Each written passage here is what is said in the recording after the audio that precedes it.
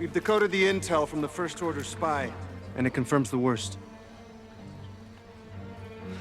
Somehow, Palpatine returned.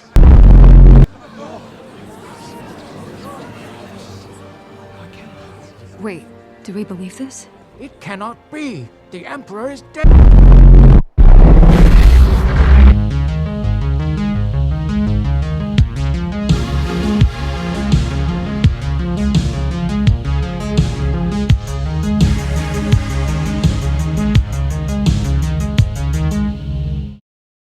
Welcome, everyone, to the Harbor 5th Anniversary Special.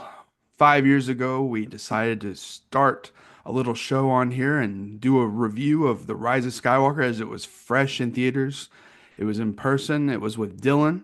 Dylan should have been on this episode, but he called, no showed, so we're just gonna Again, keep on keeping on. I, w- Scott I here was was brought on pretty quickly into this show's inception, so it's fitting that he's here, of course. And we didn't.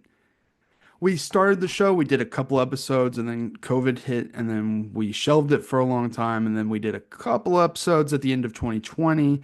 And it wasn't until 2021 that we really started getting things moving, and then we had regular episodes every week in 2022. So technically, it's a 5 year. It's more of like a 3.5 to 4 year. But hey, it's cool. It's been 5 years somehow since the Force Awakens, which I changed the landscape of cinema in ways. do you say 5 years for Force Awakens? I You mean, mean Rise of Skywalker. 9 years for no, Force Awakens. yeah, nine, almost a decade. I don't like thinking about it. 7 years since the Last Jedi. I was because that means I'm coming up on my 10-year anniversary of graduating college, and that makes me. Sheesh. And I'm not using my college degree at all. So We're here.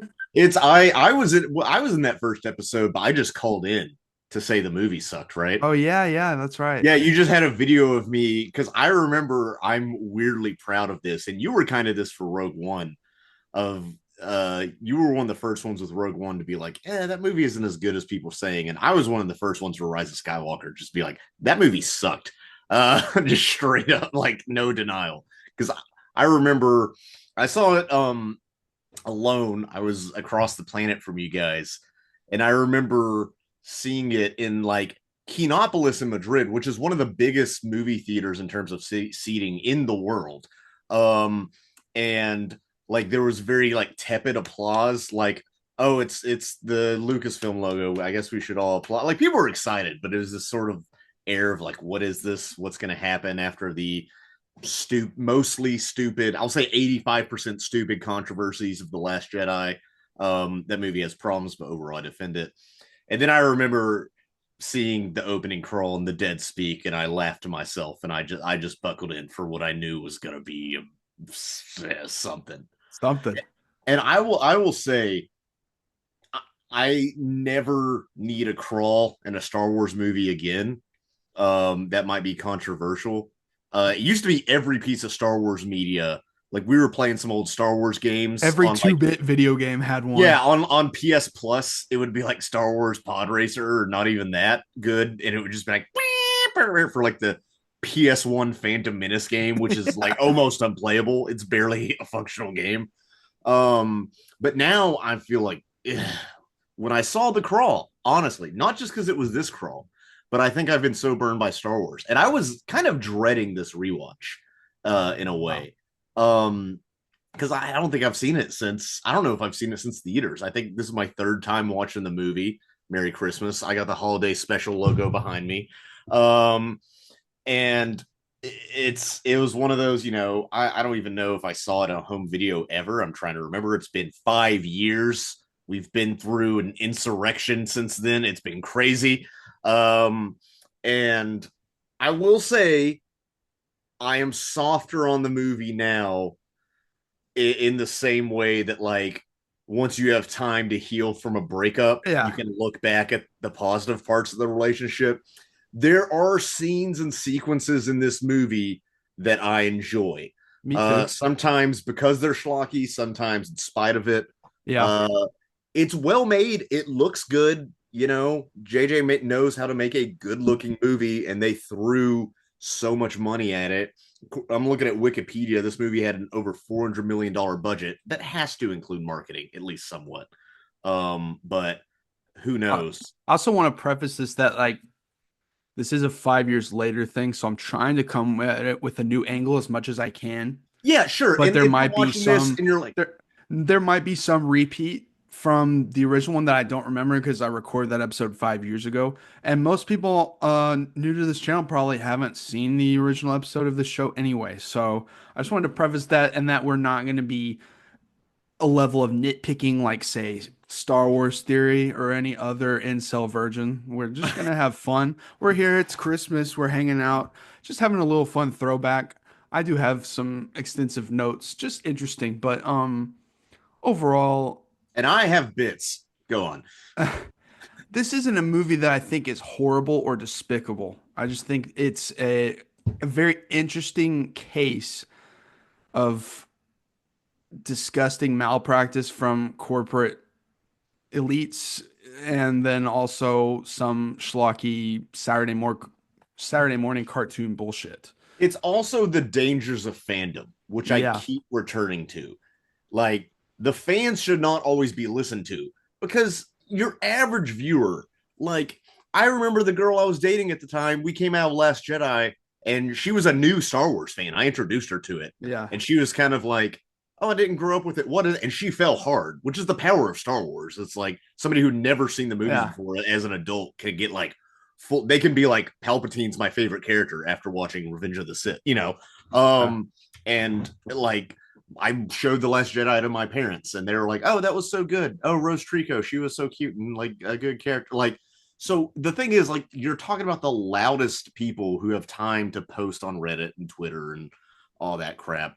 Yeah, my And fiance I had don't only even. seen the original one and The Force Awakens before she started dating me, which she started dating me a few months before this movie came out. And in a way, this movie is special to me because it was like integrating her into my friend group and like bringing all my friends together to watch the final Star Wars Yeah, movie. So and I have it that. was the first trial and tribulation of your relationship. Yeah, and it's like I showed her. I was like, "Well, you've only seen the original. You've only seen the Force Awakens. So now I've got to fill you in." And I did. And the Last Jedi was easily the one she was most engaged with and the most fun she had. And I found that interesting because That is interesting. she, doesn't watch a lot of big sci-fi, stuff like that. Yeah, no, she's not a big And like action so, sci-fi girl. I So mean, much that time kind has passed that you're engaged now. It's not yeah, even a exactly. girlfriend. We had That's just said like a week before this, we had like just started being official Mhm. and like saying I love you and stuff like that. And now we're engaged and have been engaged for over a year. Yeah. It's crazy. I was in another country. Now I'm back in Arkansas for the I like for not I've been here like almost 2 years, which is crazy, but like Yeah.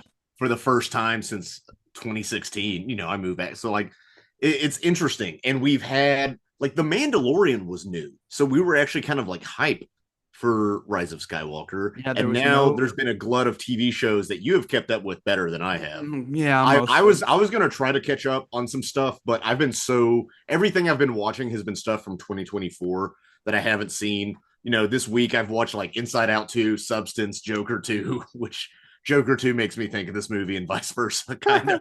well, it's also Um, crazy how much Star Wars has lost its luster to the mainstream because of the amount of shows and shit that they've just pushed towards Disney Plus and brands. We saw this coming a mile away, but straight to streaming cheapens your brand in a lot of ways. And like a couple of shows, The Mandalorian, maybe one other show, okay, but like Star Wars used to be an event, something you're going to the theater for, you're going to be talking about all summer. It's a big deal. And to fart out a 6 out of 10 show every 3 months, it's only going to damage you. but there's more of a reliance on tent poles now because people, again, you talk to the average viewer. My brother was talking about like, oh, they don't make just like normal movies anymore. And I was like, and what's the last movie you went to see? And he's like, Beetlejuice, Beetlejuice. And I was like, before that, he's like, I can't remember. I'm like, okay, so the last movie you went to see in theaters is a sequel to a movie from the 80s. And he was like, you got me. you know. Yeah. And also on the cheapening the brand is funny, like because other people have lives. I met up with a buddy of mine who I hadn't seen since 2020. It was great to catch up.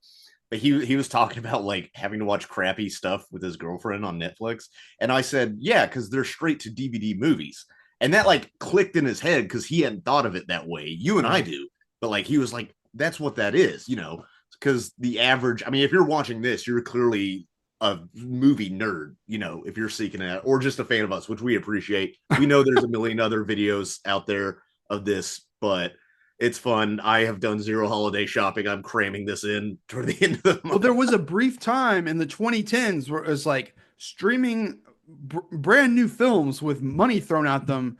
It was like, oh wow, like this could be a Netflix original. Like you're gonna have creative control. It could be artsy. It could be whatever. And at first, there was a brief time where I was like, yeah, this could be a prestigious thing. Like, yeah, I got a Netflix original. And then, like, of course, they started doing 150 movies a month, all of them slapped together assembly style, and it's just completely off the rails. Because I Well, wait was until like, we get AI. because I was like looking through different streaming services Christmas collections because me and Parker were trying to figure out something to watch because she was like, I want to watch one I've never seen before. And I was like, well, we've seen a lot of different Christmas movies. And we ended up watching Jingle All the Way, which that's a whole nother story. Oh yeah, that's not a great movie. No, I haven't seen it forever, but I kind of enjoy it. Enjoy parts of it. I Jake Wolf enjoy in it that. as I can Anakin enjoy it on its own Skywalker's as in a it. stupid holiday movie, most almost like a passive, like stupid holiday movie. Like, Yeah, but until he gets to that jetpack scene, and then I was like almost like wanting to look away because it's so embarrassingly bad at that point. Like, that guy was governor of how do you California. jump to that? Anyway, but I was like, I was checking Netflix's holiday section. I'm like, well, I mean, Netflix has money. They probably have a lot of classics on here. It was like 90% like assembly line Hallmark movie-esque slop. And I was like shocked by just how many titles and how repetitive it was. I was shocked. Well, you have to understand also the market of that is like it's something to throw on to distract the kids on like after or like on Christmas Eve, you know, while they're all excited for Santa to come. Netflix movies are like engineered to be background fodder. It's Yeah, crazy. no, I've read articles where like some of the notes will be this isn't second screen enough. That's an actual note.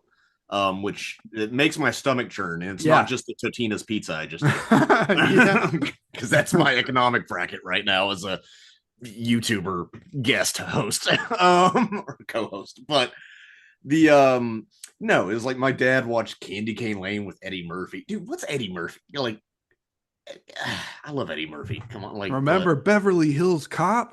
Well, now Yeah. he's in his fucking 60s or whatever. he's chilling. He has like 17 kids. I don't even know if that number is exaggerated, but he's I don't know. I don't know how much child support he's paying or whatever. I don't know if it's child support. So do you want to talk about this movie? Yeah, let's do it. Now, it's important because metatextually accidentally it's interesting because of what we talked about and just like the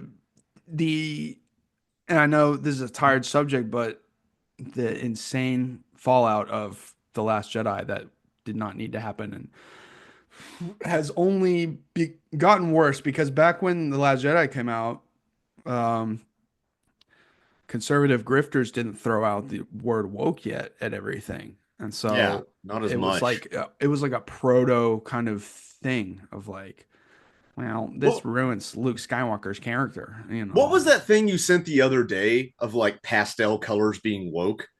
Yeah. What was that a photo of? Some guy was like, people were discussing the color grading of the Superman teaser, the teaser. I mean, not the actual You know, not the one that came out when we're recording this today. Which, by the way, first superhero movie I've been excited for in years, several years. And they were talking about Snyder's color grading versus this and this and this. And some guy commented like, well, as long as it's not, well, because it was like the He was interior saying of the color grading is woke. the interior of the Daily Planet looked a little wonky because it wasn't like all those clips from that teaser weren't even in the actual trailer, so I think they kind of like rushed out a teaser and put a color filter on it or something, and people were freaking out over it. It was a really annoying thing. Well, But it's one of those. That guy's also 80% chance he's a Russian bot yeah, because he or a said troll. as long as it's not woke pastel slash CW grading. I'm like, okay, so Well, coloring I understand with the second half of that, but bright colors in your movies now is now woke. So that shows you how that term it has reminds me completely of the rainbow flag. that term completely No, has it got lost all meaning. It all started meaning on Black Twitter, multiple and it's kind of times. like Oxtail. White people discovered it and then ruined it, and it just got like I don't know. In my film Summit of Saturn, there's a line in it where Sumner says, "I'm woke," and we filmed that in late 2016. And it was a joke about how he's been bestowed with a bunch of knowledge. And then I was editing together the director's cut just 3 years later, and it had completely changed meaning. And I was like, this is weird. Anyway, So, but the point is, there has been all this identity politics crap around Star Wars, which nobody cares about because Disney loves the virtue signal. They also love to make Finn smaller on the Chinese poster because yeah, they think black people don't test well in China. Never been to China, don't know. But it is a weird thing.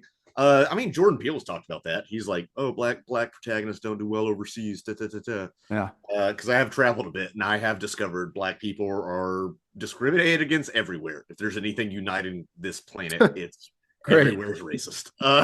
But it is this weird thing, and I do think retroactively, like I think people had one of two reactions retroactively to The Last Jedi when this movie came out, which was one, oh, that movie was, we were too hard on it because Rise of Skywalker is way worse. Or two, Rise of Skywalker is bad because of The Last Jedi throwing everything out. And I do get like, there are some things like it didn't maybe progress the story enough. I do think like Luke could have had a little better reason for staying on the island that long. Like, even if they had just explained it a little bit, even if he was like, oh, my X-Wing crashed, I couldn't get off, or I've been like meditating or something, but they go like full sad boy on it. Canto Bite still kind of sucks. And neat in theory, but at the same time, there's so much cool stuff in that movie. And also, I'm kind of okay with burning the franchise down from the ground up. And not saying we should have a reboot, A New Hope 2, but so sometimes I feel that way. I feel like at the end of the day, the biggest issue is it comes from The Force Awakens, ending it on that cliffhanger instead of having a more resolute, it kind of put Ryan Johnson into a corner, I think, to where certain things are having to happen. Not everything could have happened. It could have been done differently. But I think that didn't help. And I don't think it should have picked up exactly where it left off. And I think it was. But I think people would have been upset with the time jump if they didn't show Luke on the island. They would have been like, well, what happened with Luke? Da, da, da. I I don't know know. what you would have It's done it's with just that. kind of well, also it just stems from Lucasfilm not having the trilogy planned out all completely in advance. Well, and I was reading recently that they were when Lawrence Kasdan, who obviously wrote on the original trilogy, he's probably had the most to do with the creation of it aside from Lucas, Yeah. He 1983, the Big Chill, a Criterion movie he directed came out, and Return of the Jedi came out. Good year for Lawrence Kasdan. Doesn't beat that. But I really like that movie. But they actually like accelerated the process while they were writing for the investors. That is something that they did, which I get. I mean, if you have stock in Disney pre Star Wars and they buy Star Wars, yeah, I would be salivating too. But I'm a cinephile who makes bad decisions. I should be working tonight, but I'm gonna go watch The Brutalist instead. So and I do feel like some of the reaction to this, it's interesting to read about some of the contemporary reaction to Return of the Jedi because that doubled down on the kiddiness of it. And so, like, you still have this leftover bitterness, which is really interesting because, like, you even have the president and Rick and Morty crapping on The Last Jedi and like complaining about it when he's mad at like Morty, a Gen Z Star Wars fan. I don't know. There's a whole metatextual element to it because that's part of the problem with Star Wars. It's so big, you can't help but be metatextual. All three of these movies are metatextual. You know, it's all about like legacy because you're having to inherit the legacy of George Lucas. And it's like, well, how do we do this? Also, now we have so many legacy sequels coming out. We have a Karate Kid Legends coming out, which at least that movie was always about like training the next generation. So it kind of makes sense. Ghostbusters is just like, yeah, let's do a legacy sequel. Well, to I guess to I was kind of delusional to think that they wouldn't just try and remake the original trilogy without getting caught, which is what they did in a lot of ways. And of course, The Force Awakens is probably the most like the original in a lot of ways, but to its credit, I think it feels the most like a real Star Wars movie because of Lawrence Kasdan. Like at the end of the day, like I commend Ryan Johnson for trying, and he mostly succeeds in a lot of ways. But like that first one really just feels like Star Wars, and I feel like if Lawrence Kasdan and his son could have just sat down and wrote all three of them and connected all, it would have been cohesive. We wouldn't be in the mess we're in today. But I mean, this was inevitable though. You know, I like guess. franchises, are they meant to live this long? You know, I mean, one more guess. trilogy, you know, it could have gone on out better than what we it could have got. been better. I won't deny that. And obviously, they were scared of Colin Trevorrow's version for some reason, I guess, because I don't know. There's no way to know, but if you read about the proposed Duel of the Fates, it doesn't sound perfect by any stretch of the imagination, but the grass is always greener, I guess, you know, and you can go read about that, what that was supposed That to be. sounds more interesting to me. Yeah, me too, but you know, it includes some things like I think doubling down on if you're gonna do it, double down on Kylo Ren being the double down on Kylo Ren being the villain. That's the number one problem with this movie. Is Palpatine gets introduced? No, I mean to the point where we're still memeing about Palpatine has returned. We're doing this recording right now, talking about it. Ian McDermott's so old he doesn't even need makeup anymore. That's just how he looks. You know, going in. No disrespect to Ian McDermott. Going in, I was like, is it possible to watch this movie and accept it for what it is, which is a really expensive Saturday morning cartoon special that's basically an adaptation of the expanded universe, whether people like it or not. It's straight out of one of those dumb 90s novels that you read. Because we were joking before The Force Awakens, like, what if it's like that comic where they bring the Emperor back? And then they did it a few years later. Yeah, I was like, they're not gonna clone the Emperor because there's like 3 fucking Emperor clones in the extended universe. No, and this is actually part of a problem that Star Wars has now. Is I always, when I was a kid, I would always look at the Star Wars books, and I loved Star Wars, but there were so many I never knew where to start. Yeah, because I look the new Jet, like how many books that I'm gonna Google that. How many books in New Jedi Order? Okay, there's 19 novels. Okay, that's a lot. You know, just in that, yeah. And just in that one, and that's a lot to ask. You have so many different authors and voices, you know, and it's fine, but also they're all writing about the Skywalkers and the main stuff because Star Wars has trouble branching off from that, especially now. So with, you know, and Ryan Johnson to his credit tried to get it away from that. I think that's the biggest problem to me. It's not the biggest retcon is that he tried to get it away from the Skywalkers and like democratize it. And then they were like, nope, we got to have the aluminum Falcon, and the Chewie gets a medal, which makes me want to kill myself. All these things. Relax.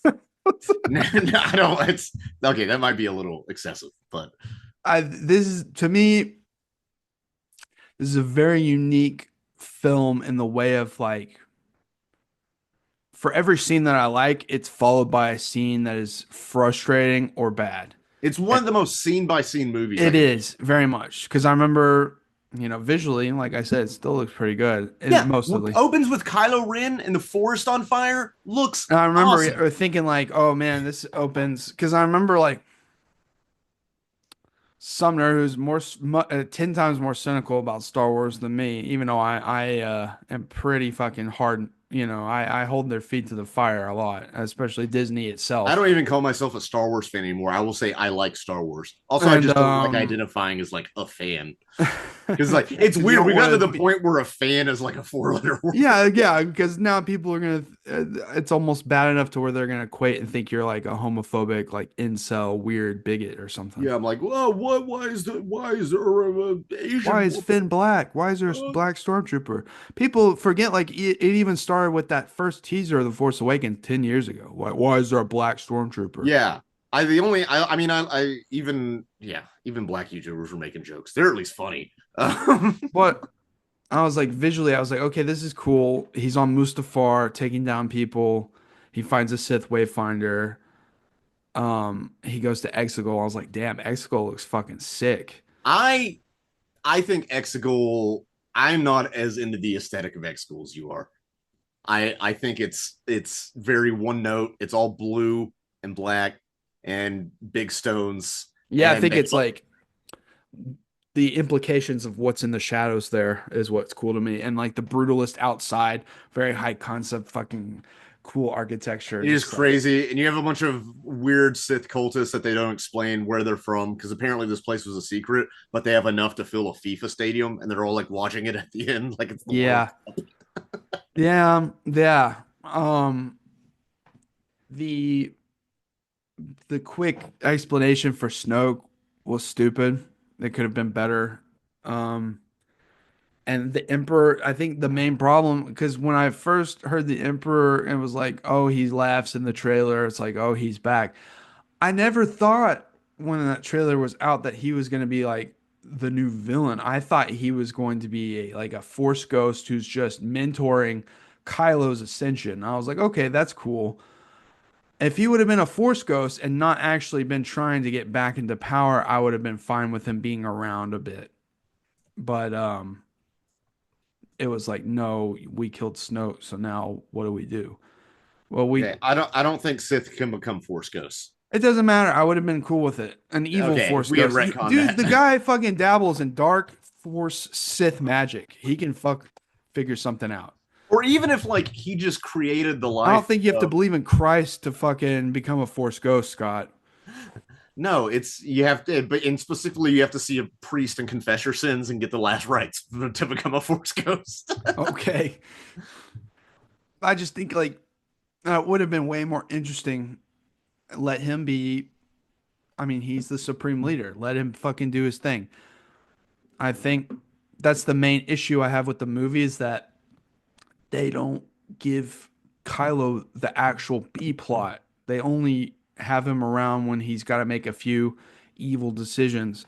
If it would have focused, I feel like this movie should have focused like at least 50% on him and 50% on Rey if they're gonna do it the right way. If they were gonna have a whole dyad thing, yeah. Yeah, Which is like something I think that was existed in the lore before, but if it's not, who cares? well, the Um, original like idea with Duel of Fates, he was gonna go around, he was gonna like try and train with like these old beings and like different creatures and stuff and learn more Sith knowledge I think he even confronts like Anakin or like a Vader kind of thing and just different stuff like that. It was going to be like really following him. And yeah, it if was we're gonna gonna show more the good dark dichotomy. yeah, it's just like that's the biggest issue. Focusing too much yeah, on Ray. Like But Ray's the main character technically, but like Kylo's just is he's more interesting. I don't know. And yeah, because yeah, he's if more they're gonna do the conflicted. dyad, fuck it. No, I don't care about that. Especially if they're gonna make him turn good, you gotta have more to his story after the first two. Oh, him turning good, rewatching it. And I will say the pacing is much better on rewatches than the Yeah, first it time. is. Where it's the first time I was just like whipping my neck around. I had whiplash from how Yeah. much was going on. It felt like ledger domain, like a magician distracting you with one hand while he's like pulling something out of his sleeve with the other. He's like distracting you with this, and he's like, "Oh God, what's the next plot point? Let me pull it out." Like that's Yeah. um, and there's some stuff. Also, Kylo in this movie, yeah, he turns good way too quick. Also he's like, I can be the new emperor, and or no, the emperor's telling Kylo like you can be the new emperor. I'm like, Kylo, why are you believing this dude? I guess you're gonna betray him.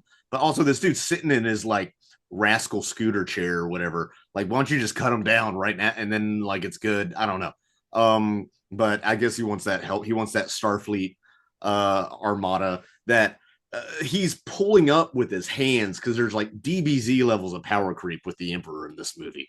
Like he's, I know he's always been powerful, but I always thought Palpatine's power, it was from manipulation. It wasn't all raw strength. That's what makes him interesting as a villain to me. You know, like I always thought just like Vader, he's more, his anger is more direct and he can like fuck shit up, you know. But Palpatine obviously still very powerful. But like gets beaten a lightsaber fight, or at least to a draw by Yoda. All this is Yoda's fault anyway. But this, but like, you know, that's his thing. He's a politician.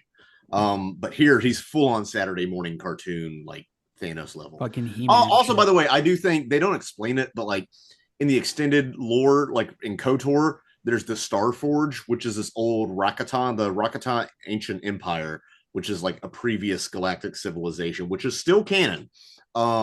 Made basically this, it's called a Star Forge. It's like a giant Death Star-esque space station, but it can like mass produce spaceships. And that's one of the ways they like had military supremacy. I mean, hell, just throw that in there if you're gonna have all these ships and not explain where they're from. And then I don't know.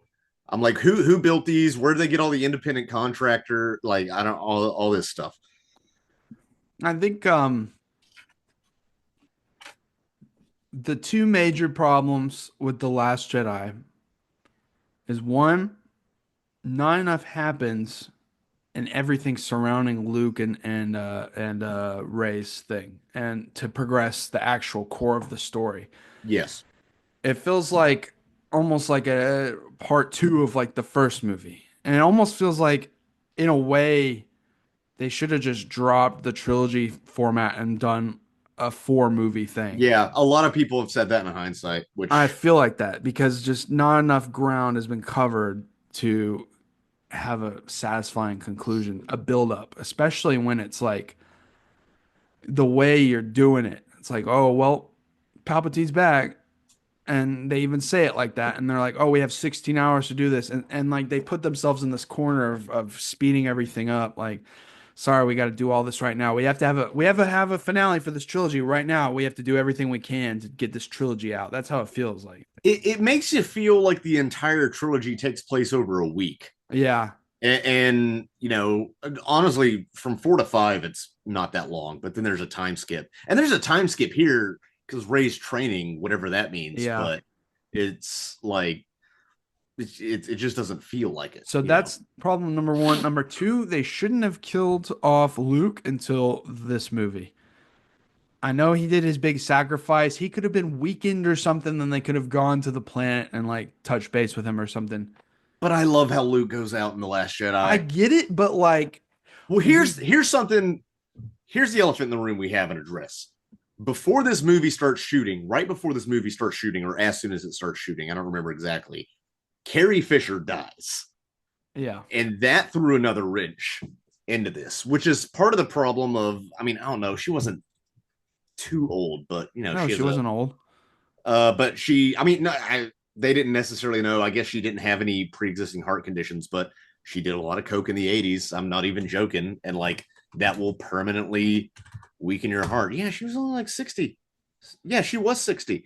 So I understand why they could want to base a movie around her and be like shocked when she dies.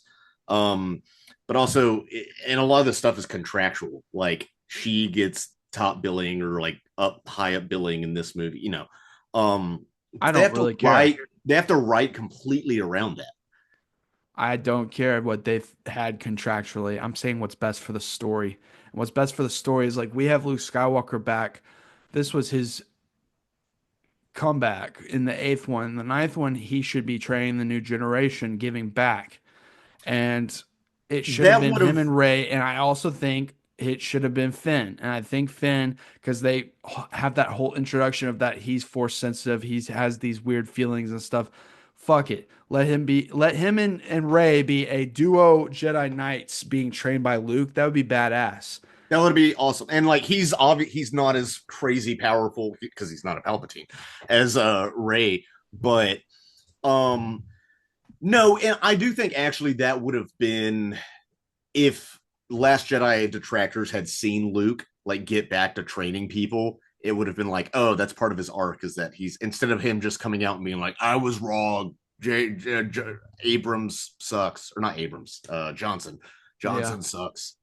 And yeah, that would have helped some of the detractors because I do agree like the arc of Luke is very rushed. Although people are saying that Luke wouldn't like get angry and like lose it for a second and grip his lightsaber over Kylo. I disagree. I think that like Luke has the darkness within him and like he's mostly light, but like he does get tempted. We see that.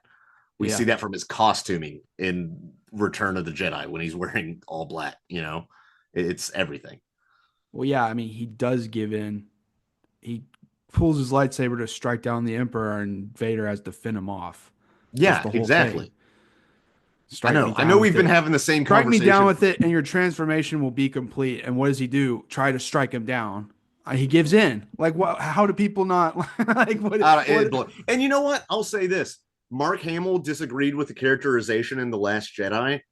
I will make the argument that just because you're the actor of that character does not mean that you understand like the macro storytelling that needs to happen. And you may have different opinions than the writers. Like you made that character, but so did the writer. So did Luke. It's like more than one person created it.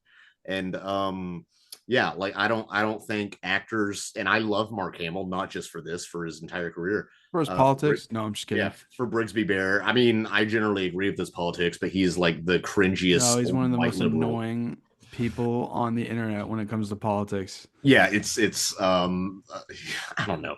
It's like people who are like, Trump is like Voldemort. Trump is like Palpatine. I compare every real world thing to my fucking mass. I don't read real news or history. I only read Star Wars lore. I do spend more time reading Star Wars lore than about real history, maybe. Maybe not in my whole life, but recently. My pitch is they should, if they would have done 4 movies, the major problem is that we don't get like, okay. My pitch is the third, before they do the 4th and final, have the 3rd be Luke on an adventure, on a Jedi adventure with Rey and Finn, training and getting into all kinds of adventures so we can get one real like adventure with Luke Skywalker as a Jedi who's not stuck on the rock. And during this, we're getting Kylo as he is also training to become darker with the Sith and meeting with these ancient beings and stuff like that. But those are the main plots, but we're also like the fucking Godfather 2, we're coming back to the past and we're getting beat by beat, we're getting more and more of the story of Luke and Kylo's turn to the dark side, which we don't ever fully get. We only get brief glimpses. And I feel like that would have strengthened it to really get a full view of Kylo and how he turned and Snoke and all this different stuff. That's actually a great pitch. I wonder if they would be like, that's too complicated a narrative structure for I'm just imagining studio notes. And then in that one, if they're gonna bring back Palpatine, I'm not saying they should, but it would have been so much like I would have bought it so much more if they would have if in this pitch of mine they hint towards what Snoke is and what it's leading towards, and then at the very end it's like, okay, this guy's who he is, or just have him being a fucking ghost or a spirit or something like I said. Either way, it feels so cheap and like the fact that every general audience is making fun of Palpatine has returned, that shows you how hacky the writing is. Well, even during the making of the movie, Daisy Ridley was still not 100% sure who like her parents were, like if Palpatine was her father or what. Yeah, it was like. And I still love the idea that Rey is nobody. I love that. And it's an intelligent subversion of destiny and the over-reliance on it. It's powerful to tell kids anyone can be the hero of the story. That's why like Spider-Verse is so powerful. You know, it's and because everybody wants to be a Jedi, like don't you? Except for the celibacy part, like don't you? Nah, no. They can lie all they want. I know Jedis get down. Oh, of course they do. And Well, I mean, because it's in my kind of head like canon, Obi-Wan's an alcoholic. They're all getting down. he's an alcoholic, but it's also hinted at that Duchess Satine's nephew might be his. Yeah, Kind of weird. from the I'm like, Clone okay, Wars cartoon. that would be interesting. No, he was. There's that scene. He's straight up like, if you had asked me, I would have left the order. He straight up says that, which is awesome. Obi-Wan is not a virgin. Anyone that thinks so can comment why in the comments, but you will be. Luke is though. That's why he's a titty baby on the island. He's just around fucking those fish nuns. That's all he gets. I said Obi-Wan. Yeah, but I'm just saying Luke is. Oh, Luke. Yeah, he might be a virgin. Yeah, that's why everybody's. I don't know. Also, it's the very unique, like, property where there's been decades of books and lore in the forward direction post original trilogy that people have been building in their head canon for years and years and years. And it's like, there's no Mara Jade, there's no Thrawn, there's no this. And I know they brought Thrawn, but like, people just, how do you win those expectations? I don't like a lot of that. I think the Yuuzhan Vong looks stupid. I think the whole thing is like late 90s edge. Yeah. As long as we're pitching ideas for movies, here's what happens. They're on Exegol and a slip space rupture opens and the UNSC Infinity carrying the Master Chief comes and he has to fight with Luke Skywalker. This will happen when we finally get Fortnite the movie. Yeah. It'll be fucking Neo and Pikachu and like everybody else. It'll be Mariah Carey and Skibbity Toilet. Skibbity Toilet, you know. And everybody. Okay, so back to the movie. Fortnite, by the way, we will say that is where the Emperor's message really is. Oh yeah, I forgot about that. Canonically, yes, in Fortnite. And that was before I even got into Fortnite. Already on the way, see? I've gotten into Fortnite and fallen out of Fortnite in between the last time we talked about this movie. Yeah. Although they do have that new first-person mode we should try. But anyway. I will say they tried to, in the 2 years between this and The Last Jedi, and they tried to make Rey, I think she's too powerful for just being 2 years in. She's levitating on rocks like she's a fucking Super Saiyan. Like, well, hold on. But I think DBZ power creep. There's anime levels of power creep. That's what it is. And that's part of the problem. I mean, that's part of the problem with anything that goes on long enough. It's like you got to have a bigger thread. I don't for the like as rushed as it is, I don't think Rey has enough depth in this one. I think she should have been more developed and more adult than she was. And like she still feels too young blood. Like compare Luke in Return of the Jedi to the last one. Like, okay, this guy is a badass motherfucker. And like they power scale her, but they don't give her the complimentary character development. Yeah, exactly. Because she gets accused of being a Mary Sue, which I think there's a lot of sexist overtones there that I don't like. Yeah. But I see the argument. I don't think it's Daisy's fault. I think all of the leads, all the actors in this movie are great. This does have a great cast. I mean, like you can tell from Daisy Ridley's kind of been, she's even talked about like having trouble getting work, and I feel bad for her. I think Oscar Isaac is the one who's like really kept getting work. I feel, and he's great. But I think Daisy's great. I think Daisy Ridley's been having a good run recently. I take that back. She had that for a little bit. She did that Woman in the Sea movie, which a lot of people liked, and then she did Sometimes I Think About Dying, and she was in Murder on the Orient Express. She's broken out of it in like the last 2 years. And I take that back. It has been I think it was a struggle for a bit, but then she broke out. It's not like Hayden Christensen or Luke or fucking Mark Hamill. Yeah. Feel bad. Jumper sucks. Is Mark Hamill in them? Oh no, Hayden Christensen. Yeah, Hayden Christensen. I thought you were talking about Mark Hamill. Which sucks because it's a cool idea. I guess. I don't know. Teleportation's cool. That would be my superpower if I had one. Yeah, so you could spy on women in the changing locker. Yeah, or because gas is goddamn $4 a gallon. Yeah. That Yeah, well, would make but my door dashing a lot easier. it's I'll say it's way more apparent at home when you really have the time to kind of just, I don't know, study the film or whatever. It's much more apparent at home than it was in the theater of how obviously Carrie Fisher was cut and pasted into this movie.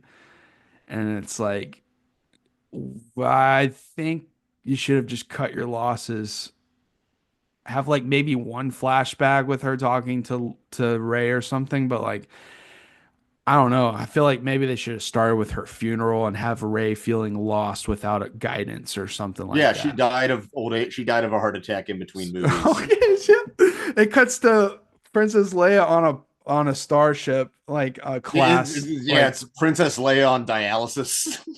okay, well, That's too much. That's a too lot. much. But they should have just cut their losses because like she's being trained by Leia, but you can't even have her be actually trained by Leia because they're using deleted scenes from The Force Awakens pasted into this movie. So it's like you should Right. have just And shots of the back of her head. it should have been Ray struggling with that, I think, of like I don't have any guidance anymore. Luke and Leia, I'm all that's left. What do I do? And it's too late. By the time Leia is gone, it's too late because it's at the end of the movie. It's like, well, okay. I don't know. And like I said, should have kept should have kept Luke around for one more. Oh well. So do you want to talk about the movie now? I am talking about the movie. I'm We are literally talking going about. through We're the not talking fucking about movie. scenes. I guess we don't have to talk. I don't know. It's such a weird. It's so hard to talk about this movie because there's so much I'm that's going not the scene by movie. scene. What do you want? We are going scene by scene. You're right. I don't know. This thing's a mess. Merry Christmas, everybody. Nah, I'm having a good time. I'm I'm saying having a everything good I want time. to I'm say having a about good this. time. I don't I don't know. understand. I just want my childhood to live forever. I think that's what I'm saying. I just never want to grow up. I never want to pay a bill. And I want Luke Skywalker to be my super buddy power fantasy like Oh, he is at brother. the end of Mandalorian season 2 forever. So, like I said, they fucking discover that Palpatine's back, and now they have 16 hours to do all this stupid shit. And it's like, okay, It this is is all happening interesting too that they put a fast. very specific time limit on it. It's I guess to stupid. raise the stakes. Yeah. So dumb. And and of course we see that the old lightsaber we all loved. Don't worry, we melded it back together. Oh, and Kylo gets his helmet back. Don't worry, he stitched it back. Don't worry, everyone. We're putting things back because I don't know Yeah. why. He even like kills that guy for criticizing his drip. Or not for criticizing his drip, but for criticizing him. And he's like, "Do you guys like my new helmet?" No, Isn't he like, he kills that guy because that guy is like almost pointing out like plot contrivance within the script. And Kylo's like, don't think about it. It doesn't matter what Palpatine wants or where this Sith fleet is from. Don't worry about it. I'm gonna kill you, so you stop thinking about it. People right? at It's home, the Force. He's like, "It's the Force. The Force. The Force is Kathleen the Kennedy." Force allows me to build fucking ships like Legos. Yeah, Anyway, that's ridiculous. Forget assembling a lightsaber. I do think Kathleen Kennedy, like, people crap on her, but like, how much of it is her fault?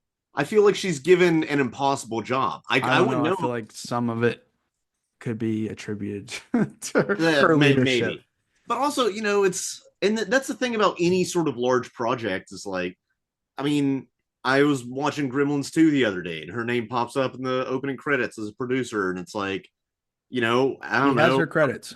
Yeah, she has a ton of credits. Like, how much of that is due to her, especially as a producer? Because like producers, it varies from everything I've heard and read. It varies wildly. Some producers are very helpful, and some are there to write a check. Executive producers are there to write a check, but producers do more. So I don't know. I don't know. She seems pretty hands-on. I mean, yeah, it was allegedly on the set. Most executive producers don't come out and talk to a giant audience of fans of the franchise. That is You know. true. But either way, I think one of the aspects I'm glad they kept and that I do like is the connection between her, the weird, unexplainable connection between her and Kylo, where it's like well, I guess it's the dyad thing, but it's the way they present this sort of connection where they're kind of almost in each other's physical space, but not really.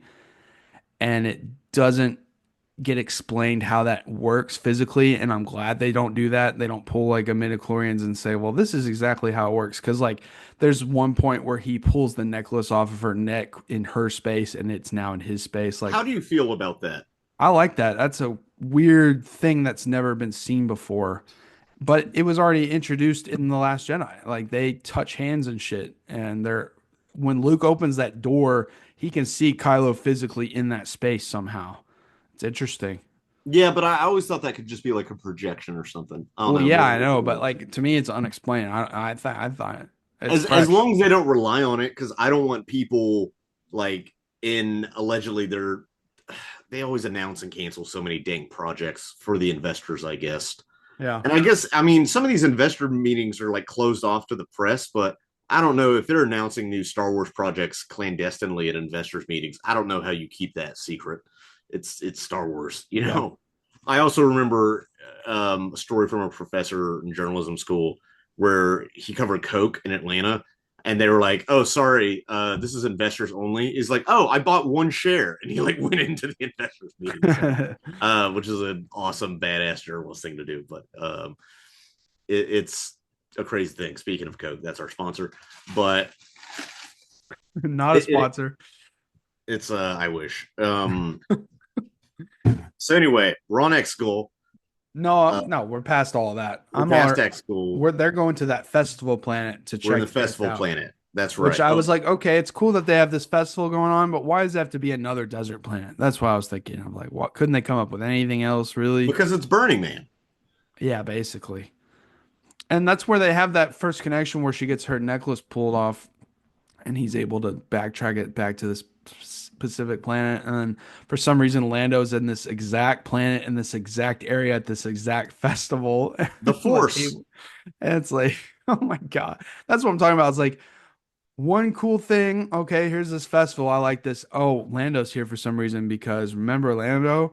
And he's 80 years old and he needs to save them because we need to have every legacy character back. Right. And he's still slinging dick Yeah, that's because true.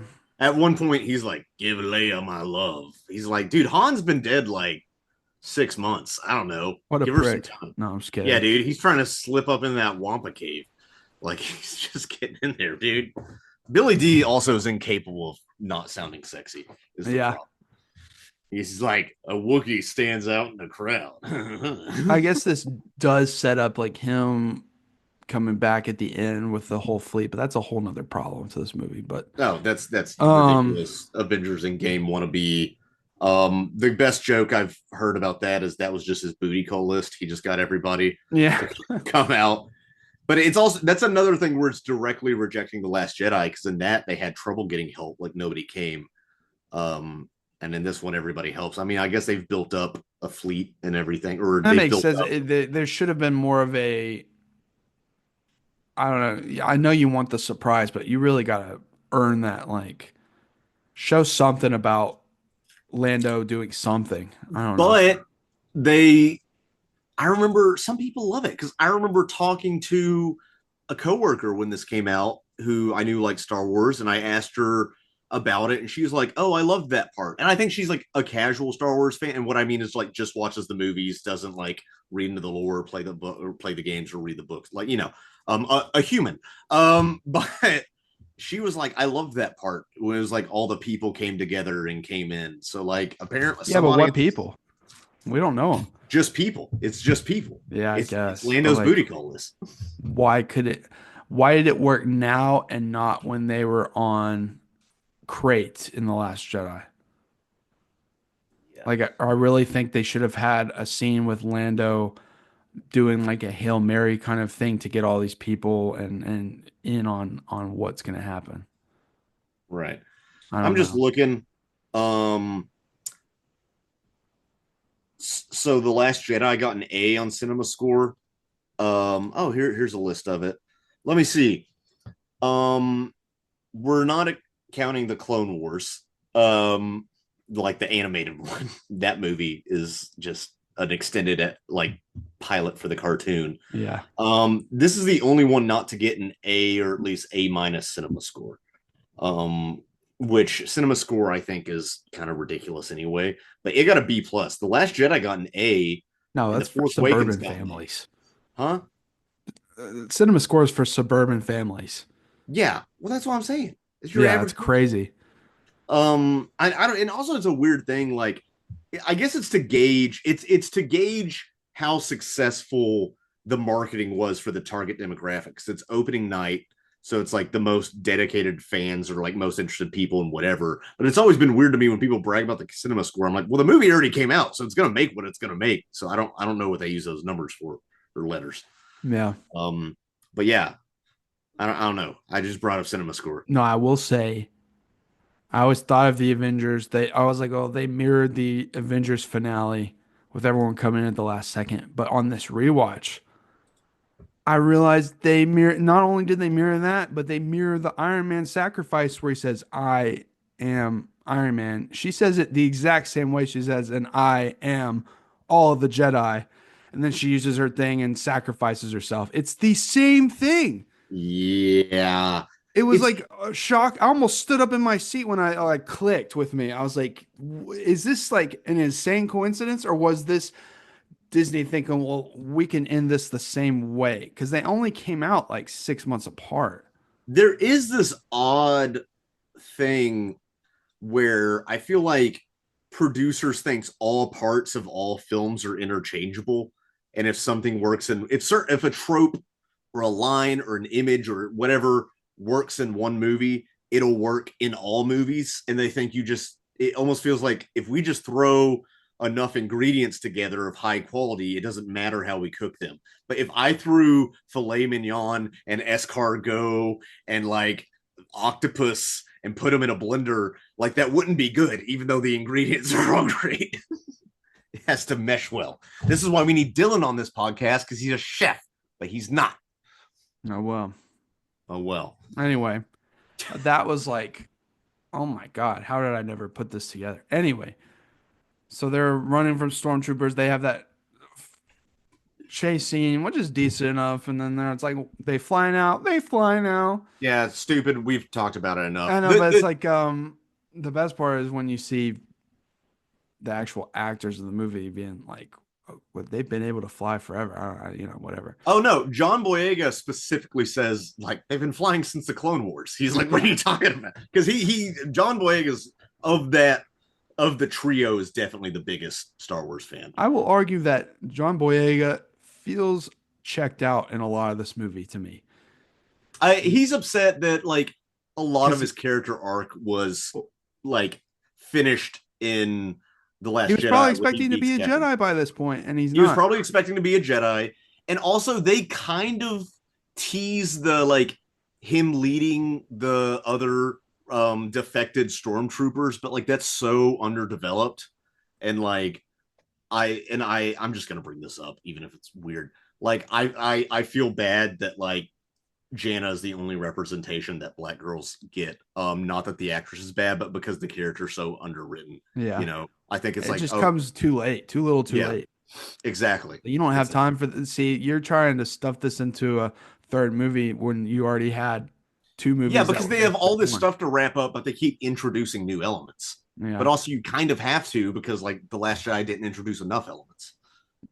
Also, one of the most bizarre aspects of the movie is this whole setup with Finn, where he says, "Rey, I never got to tell you this," and then they sink into the sinkhole, and then that Poe brings it up later, and he's like, "Don't worry about it," and then it's never addressed ever again, which is mind-boggling. I think it's supposed to be he's force sensitive, but nothing goes with that. I think they even allegedly cut a scene where they're on the Star Destroyer and he like moves something with his force magic, force hand, force push. But this should have been established in the second one anyway. Like, and if you're gonna even reference it in this one, like have them do so. You know what they could, just as long as we're spitballing ideas, they could have done the same thing. You know, when Kylo is tries in the Force Awakens tries to pull the lightsaber, and then it's Rey who's grabbing the lightsaber. Yeah. Because she's like learned how to do some of the Force. They could have had it where like Rey's injured and she's trying to get her lightsaber back and it flies past her, and then like Finn's there and he has it, and they like team up with the two lightsabers to do, I don't know, something. I'm just throwing stuff Something. at. But to have a blunder like this and just never bring it up again is mind-boggling. And it all goes back, I think, to Chris Terrio, who's a hacky fucking writer. And I don't envy the position he was put in to write this movie. no, Though. I get it because you're constantly being bombarded by studio execs. I get it, but like he's not that strong of a writer. Yeah. And But he has an Academy Award okay, for good Argo. for him. I don't like Argo. I think that movie kind of sucks. Argo, fuck yourself. Yeah, exactly. You won an Academy Award. Go fuck yourself for watching that movie. It's I not turned that movie off like 60 of the way percent through. I saw it in theaters with my I was family. bored. I enjoyed it. Although the whole thing of like the Americans are the heroes when really it's the Canadians who led that operation is like the most Yeah. Hollywood thing. That one's fun. Like just play a Canadian. Just say you're Canadian, Ben Affleck. It's not like Yeah. or like you're not stealing another culture. Like Canadians aren't real anyway. They're not a real culture. Another thing I never minded at all, and I was surprised they didn't introduce this earlier into the franchise, is force healing. And I was like, okay, that seems like the most obvious thing to me. And like people that. really freak out about that one. And I'm like, the living force, like you're manipulating life energy, among other things. You're able to manipulate people's minds in that way. And like, I know it's from the video games, but there's like life, like you can force heal and like force drain life energy out of people, which they do in this movie. So it's like there's a precedent for it in the EU. So I don't know why some people were freaked out about that. Yeah, I don't know. Maybe they should have, and you could argue they should have made her like winded after, so it's not like I can just go around like Jesus Lazarusing people, you know. Well, she does like kind of look at her hand after it, which is something, but Yeah, it's something. She's like, she should have been a little more. Yeah, I don't know. And then she spits that energy back out of Sith lightning in the next scene. Yeah, I was gonna say the DBZ anime ass scene of her staring down the TIE fighter could work it with a certain Jedi, but I think of her just 2 years only being trained by Leia, I don't think that's enough to be enough for her to be able to do a move like that, in my opinion. No, Oh. because I even feel like Luke is struggling, like even on the skiff at Jabba's palace, like some of those jumps and stuff. Yeah, like, no. he's kicking ass, but he's still kind of struggling. Like Anakin, in episode 3, Anakin, I could see doing shit like that if he Yeah, for really sure. tried. Yeah, because he has the entire Clone Wars cartoon series. Yeah, exactly. Going in between that, he's an entire war. Or Ahsoka, she could do something like that because she's very acrobatic and stuff, and she flies around and shit. But also, like, I don't know. I'm just saying, like, this kind of goes back to that, like, she's stronger, yes, in a power scaling way, but it's not, like I said, she's still too wide-eyed. She needs to be a little more stoic, a little more badass for me to buy some of the stuff. Yeah, it makes more sense that she's wide-eyed in Force Awakens. I mean, really, in Force Awakens, you think she'd be like jaded and have like terrible, dirty skin, but you know, you got to make a movie. She'd be like living out in the desert as an orphan. But there's also, oh shoot, what was I gonna say? I just blanked out. Sorry. I also would say I would be totally down with them killing off Chewbacca in this tragic kind of way where it's accidentally her fault because of the Sith lightning, if they would have actually kept it. That pissed me off when I saw it in theaters, and it still does. I mean, I don't think that would, if they did it, it would have to be more dramatically presented. Because that's the thing, even when it happens, it's so random and it's not dramatically highlighted as much. It just kind of happens. It's not built up to. So I'm like, well, clearly he can't be dead. And that's part of the problem with movies nowadays is like a lot of them are very predictable in that way, especially big franchise movies. You and I like Gladiator 2 because it didn't hit every beat that we expected it to. I really like The Wild Robot because it wasn't that like, oh, look, the character's all right. It's like, no, that character's dead. That happens, you know. And like that's in a kid's movie. But they can't do that in a PG-13 Star Wars movie. Which if they're going to do that, I don't think they need to. They could. I mean, what I was going to say, I want to nitpick real quick. When first of all, he's coming just to like talk to Rey, he says, but then he's like trying to run her over just so we can have the cool flip for the trailer because I remember that's in the trailer. And then like he crashes and that thing explodes. Like the TIE fighter blows up like a gas tanker, and then he walks out unscathed. I'm like, Yeah. I know your armor's probably tough or whatever, but it's like, come on, that's ridiculous. I don't really care. I just And think he it's could have like ran after her. He just stands there and watches her run away. He wasn't that far away from her. He could have just ran after her. But no, whatever. it's the that entire scene is ridiculous. Yeah. We have the Knights of Ren. We have the cool helicopter shot of the Knights of Ren. Yeah, we finally get more Knights of Ren, but we still don't get anything about them. So it's just But the like, thing is, okay. we know that there are other people who are being trained by Luke, and I was always excited to see more of the Knights of Ren. But in hindsight, there was never really a ton there to begin with, unless you want to spin like I don't know a whole movie about them. You know, No, or like it a could have chunk of been the movie. touched on. Like I said, Yeah. they should have had more time to show Luke's development of training Jedi and stuff like that. I don't know. We see Just him train Grogu in season 3, episode 1. no, that We see doesn't count. deepfake Luke train I don't give a Grogu. fuck. We It's see a little what deepfake Leia in this. Do you think they're gonna bring like Leia's voice back with AI in one of I the don't next want to movies? talk about that really. It's too bleak to me.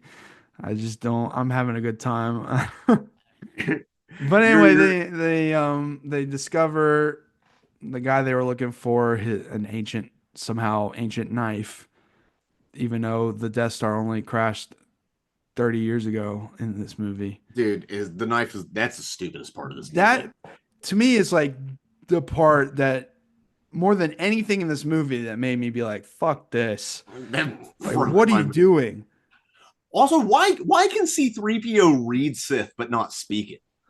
Like, Because it's why Chris would he? Terrio can't write a fucking script without it being as contrived as humanly Is he possible. that is he that level where it's like, yeah, I've learned some Spanish, but I can only read it. I can't speak it Yeah, I fluently. guess. So Is they that the gotta take problem? C3PO to get his head cracked open so they can figure out where this is. No, they just need another MacGuffin. Yeah, we gotta go to this next planet, which I kind of I like that they're hunting people down and like fucking Jews.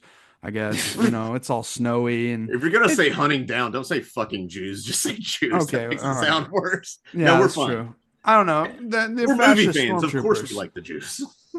But that was fascist what I just said. stormtroopers, fucking. I do like Kajimi. I like the mountainous village Yeah, I like thing. it. I wish we could have spent more time with it, but there's not enough time. There's only 8 hours left until Palpatine does the final Yeah, and then fucking. when they, I'm skipping ahead, but when they blow up Kajimi, it's in like 2 shots. Yeah. Which compare that to the entire scene where they blow up Alderaan and her like begging Moff Tarkin to not do it, or even in the Force Awakens when Starkiller Base blows up that whole system and the And amount everyone's of like, looking on in horror and stuff. yeah, Yeah. in the scale of that. And here it's just like pew pew. It's like they went to like laser tag and we're just like pew pew. Yeah. And shoot it down and it blows up. I like And Zori's armor. I think Yeah. aesthetically her armor is pretty prequel, which is scarce these days. it is. It is. It seems like retro. It seems almost like 1950s because yeah, which is why it has that prequel look. Because it has Yeah. Lucas's. It's like an old Art Deco kind of helmet almost. It's Kerry Russell, who I forgot until I looked it up on IMDb. I wish we could have spent a little more time in here and have it more of like a espionage kind of moment of like trying to sneak into something and do, instead of like point A to point B, but they don't have time because they No. set a deadline on Palpatine's final impact or whatever it's called. Final Order. Final order, yeah. So I do like that. Final Solution. I really do like C3PO in this movie. He says some silly stuff that like he would say Babu unintentionally. Frick. He's one of my oldest friends. That's Yeah, a great stuff line. I do love I that. do like C3PO a lot in this movie. And I do like We that also gotta respect to Babu Frick. That's the one part of this movie that the fan base latched onto. Because Star everyone Wars fans latch onto the stupidest things. They Yeah. just I don't know what it is. I like that 3PO gets his Tinder moment of saying like this is gonna be the last time I ever look on Yeah. my friends until he gets his memory back from R2D2. Yeah, But, so like, none of it matters. but I'm like okay, they give him his own little moment in this movie. R2D2 has nothing to do in this movie. He just chills with Leia and watches her die. I'm like, Yeah. okay. R2D2's hard drive is so defragmented by now and he's senile because he never gets Yeah. wiped. He's just walking around like spraying oil everywhere and needs a diaper. Another JJ Chris Terrio moment is like Zori's just there so she can be like, oh hey, I have this free pass through any blockade via this medallion. Okay. Oh now I see you're having to get away. Here, you can have it. Which even yeah, and even it's like if I use your driver's license, I can't just drive around. They would look at the license and then they'd look at me and they'd be like, "Hey, this guy doesn't have long flowing hair." Like it's not This gonna work. guy's family was not oppressed by Serbians. Yeah, exactly. This guy is way too Anglo to be this guy. It's just like, well, why even like if you have this free ticket that lets you bypass any security, why even have it at all? Why deal with any of that? They could just fly up to that ship that's right outside of the where they're trying to go to Kylo's ship right outside of the planet. Like it doesn't it there's no tension. What does Poe end up using that token for anyway? It's literally they're leaving the planet so they can go up to Kylo's ship, which is just above Right. the planet to save Chewbacca. And so they use it immediately just to get to that ship. So they don't have to talk to any stormtroopers or anything. But then they get onto the ship and immediately start just shooting and killing stormtroopers. So it's like, well, they could have just done that anyway if they were going to immediately pull out guns and kill people. Right. And the stormtroopers are doubly inept in this scene. Like they're Yeah. just running down like John Wick. Not even like more than John Wick. It's like they're playing Call of Duty on easy mode and they're just like running around like laser tag. Again, it feels like that. It's like Also, the C-3PO, when he gets, it's like the Buzz Lightyear ride at Disney World. They're just running around like light gun shooting everything. yeah. Also, C-3PO when he gets reset. I like the voice he has when he says, but he says that like cryptic gobbledygook about the blade. Only this blade tells. And there's like this whole Excalibur kind of feeling around it. Like almost like this blade's been around for thousands of years when the Battle of Endor was only 30 years ago. It's I like, don't know. It's there's a point where it's like he gets his memory wiped or whatever, and he has to wake up, and then so now he's like a teenager again who's listened to too much Slayer and is trying to be edgy, and yeah. and also his eyes turn red. Apparently, somebody programmed that into Anakin put red LEDs in his eyes just in case he got evil.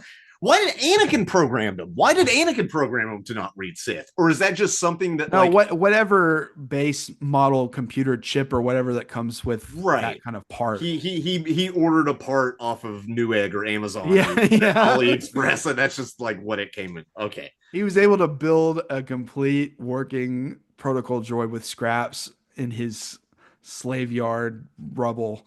I don't know. It's like, well he's working with Watto. He probably takes whatever Watto isn't using. yeah, I guess Watto gets all kinds of parts from all Yeah, kinds of exactly. parts of the galaxy. Because everything happens on Tatooine now. Yeah, yeah. Tatooine's more important than Coruscant. It's supposed to be the most away from society Yeah. fucking place. It's supposed to be like a seedy truck stop. Yeah. Where it's like it's on a major highway, but it's not important unto itself. But like, yeah, it's. So Ren and Ray have that dyad connection thing again, and that's when he tells her like, I told you your parents were nobody, and they were really, but not really. They're actually you're actually Palpatine's. They should have just gone with like Palpatine created her like Plagueis created Anakin. Yeah. Like, if they're gonna do that, just do that. Because then you're like Palpatine fucking, which that joke. And that's like having good the actors. lightsaber. They have like what's her name? They have like Jodie Comer and like what's his name? Dudes like good actors playing her parents in one scene, which I almost feel like is the way to do Star Wars is to be like Domhnall Gleeson and just be like an important yet a side character, you know. Yeah. I guess because I remember I've seen Ewan McGregor talk about, and he's gotten work, but talking about his uncle is Wedge Antilles, the actor who plays Wedge, who shows up in this movie kind of stupidly. I mean, at least the guy gets a bit of a paycheck, but he talked about how that kind of like hurt his career being attached to it, and it hurt Mark Hamill's career, and Carrie Fisher's. And I'll admit, I rewatched Carrie Fisher I rewatched When Harry Met Sally the other day. And I really like that movie, but I will say every time Carrie Fisher's on screen, I'm like, there's Carrie Fisher. It is a blessing and a curse. Yeah. Now, I will say, I do like them having a lightsaber fight through this weird spiritual connection. And that works for me. There are other things, other lightsaber battles in this movie that do not work for me, but that works enough. What doesn't work, like I said, it's like one scene I like, and then the next scene I don't. Yeah. It's like The next scene after that, it's like Hux reveals that he's the spy, You and hate that. I hate it. It's so stupid because it's just the pointless. Like, and it doesn't make sense for his character. We see this guy almost tearing up with rage and hatred, screaming to mass amounts of stormtroopers about how they're gonna basically wipe out anyone who's not Aryan, and like he's like screaming with vitriol, like evil, like true evil. And I to get the see him argue. go The from argue. screaming like the Fuhrer to just like saying, "I just wanted Kylo Ren to lose. That's why I'm betraying my people." It just snivelly and like weird and out of character to me. It happens like everything. It happens too quick. He's Because willing I to can die over see, being mad at Kylo for I being the can definitely boss. see. Yeah, it's one of those things. It's one thing to because he wants power. So you get the idea that like, okay, he's not a true believer. He just wants power. And just to continue the Nazi analogy, how many Nazis like didn't really care about the Jews, didn't mind the Jews, but they wanted power and the kind of a zone of interest sort of thing, like where it's just like I just like the life this affords me, and like towing the line with fascism is profitable. Um, but they don't set that up. But then he's also risking his life. It's not that just he defects or he's like fuck this. Like at least even if you're like, oh, my boss sucks, like keep your head down and get a salary versus Yeah, like, treason for them. yeah, It is a very high risk for little reward. Because again, next scene, he's out. Richard E. Grant, who's he well gets killed. cast, is, Yeah, but he immediately. So it's like, okay, that's done. I bet Don Von yeah, Gleeson was that's very done disappointed. immediately. And it's like, well, that was stupid. Um, but again, like in Trevorrow's script, he was so upset that they were losing the war that he commits seppuku or however you Yeah, say yeah, it. yeah. Like that guy was like in it to win it. I think that would be awesome if if Disney let them do that in the movie. I think Yeah. that would be crazy. Yeah. It just what it, he and then he would have like a stormtrooper with a lightsaber behind him cutting his head off after like they do Yeah. in full thing. And then there's a Japanese salaryman in the side for some reason, just there. I don't know. So yeah, they rescue Chewie. They're all okay because we need a way for them to not get killed. Hux was that way. What does that accomplish? I don't really know. Because now they go to Endor. Yeah, why are we on Kajimi again to get the knife? No, we already have the knife. No, that to get C-3PO to figure out what the blade is all about so he can read the blade. And the blade tells them about Endor basically. And so So they go to what's like what's the point of this entire sequence? Like save if Chewbacca. okay, yeah, but They like why save does that need to be in the movie? so she can go into Kylo's room, I guess, and see the Vader helmet and have that discussion with him, which could have I been feel done like there's a anywhere. way they could have cut this entire sequence out of this movie and like condensed it. They And could have, but like this movie without credits is like only like 2 hours and 7 minutes. I feel like they could have let it slow down a little bit actually, and like maybe develop a few things, add like yeah, but it's tidbits. the ledger domain. It's I the know, I one hand know. distracting and the other hand's pulling out the cards or has the cards up the sleeve. Well, she has to figure out that she's a Palpatine somehow, so they chose this as the set piece, and Sure. that's It is what very it much was. like, hey, here's some cool imagery and They set. wanted a globe-trotting thing after the second one didn't develop the movie enough at all. And it's like, well, we got to have an adventure. Also, Poe like has zero arc in this movie, kind of like That's what I was gonna say that same thing. Like, Han Solo in Return of the Jedi, kind of, where he's just yes, there to kick some ass if he can. right. And that's because, they weren't even sure if Ford, because like he got freaked out by the Star Wars fandom.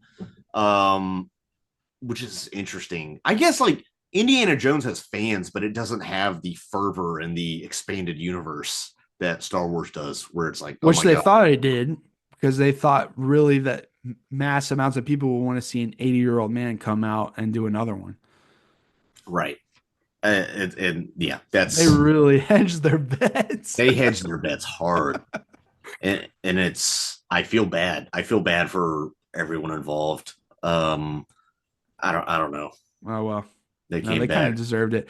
Well, that's the most bizarre thing about the fallout of this movie is that like everyone agrees, like both all sides of the political Star Wars spectrum agree that this one sucks in a lot of ways.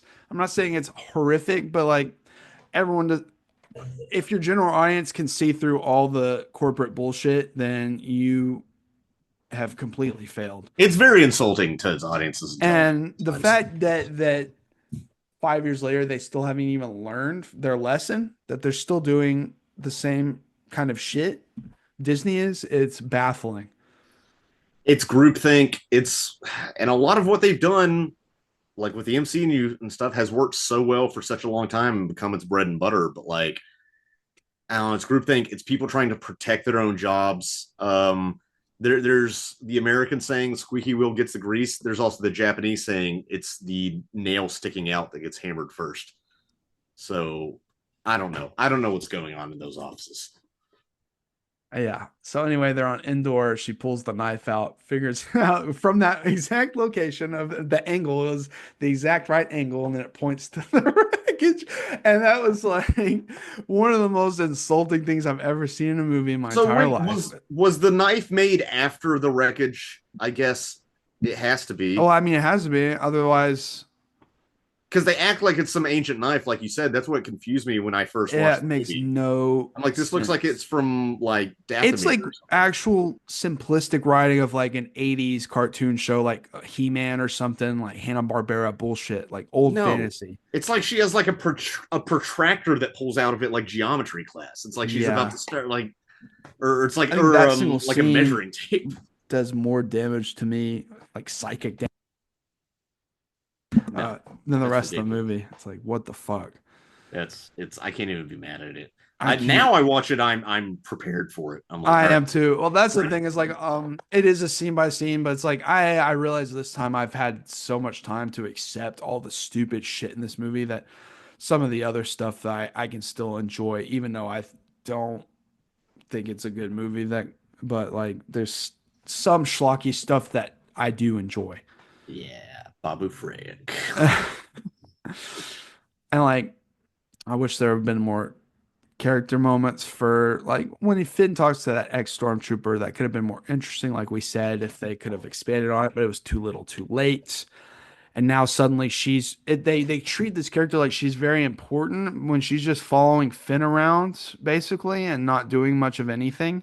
And it's really weird. And I feel like it's a disrespectful to say, well, we're gonna have this black woman finally in this franchise, like you said earlier, but like we're not gonna give her really anything to do. Exactly. It's the same thing as like, hey, for half a frame, we're gonna have a lesbian couple kiss in the background of this one scene. It's insulting. And then edit that clip that out of the Chinese those shots out of the Chinese release. It's like, that's why when people are complaining about wokeness, it's like, dude, they're following the dollar. They don't give a shit. Well, it's bizarre too because like, well, they took Rose Tico out of this movie because of gross incel hatred towards her, but then they introduced this black woman anyway into this movie, and it's like, okay, well, it's the same kind of role. I feel like in a lot of ways with Finn. And it's like, what is the reasoning here? I don't get it. I don't get it either. You're asking the wrong guy. But. And I think another thing I realized, because I was talking to you, my revelation of like, oh, she says the I am Iron Man thing, basically. Her literally exploring the old ruins of the finale of the original trilogy, symbolic of like, we're literally retreading this old stuff that you love. And we're just going to have you explore the old Death Star from the... We're going to have you explore the wreckage of this franchise. Yes. Instead of doing something bold and fresh, they're literally rummaging around in the corpse of the Death Star, which is fascinating. It's like the next Star Wars movie, it's just going to be a Jawa on Tatooine picking up scrap from like Mos Eisley and being like, remember, this is the arm of the guy whose arm got cut off because he's like... Stuff like that. Also, there's enough power in this 30-year-old rotting Death Star corpse to open a secret passageway next to the Emperor's throne. This is another scene that could have completely expanded on instead of just having a tease, they should have went harder with her struggling against the dark side. If they're gonna have No, Kylo struggle against the light side, have her more struggle because they tease it enough, but again, they just don't have enough time to really develop this no. So enough. they have Goth Ray. They have Goth Ray show up, Hot Topic Ray show up for Yeah. like 5 seconds out of nowhere, no explanation. It's not like, I mean, even at least with the cave and Dagobah, they set it up. Yoda's like, that place is dark. I go there when I'm sad. And jerk off. I would have rather them, like you said, maybe trim down that scene with them saving Chewie and give like an actual confrontation between her and this dark ray if they're gonna do it and like actually have like a back and forth kind of conversation. Maybe it be some sort of forced trial, some sort of spiritual trial or something, and No, expand but on that. it feels like a mini boss in a video game. It feels like in the water temple in Ocarina of Time when you're walking around and then Dark Link pops up as just like a video gamey little boss battle with no explanation. That's what it feels like. Yeah, Except that's badass is the difference.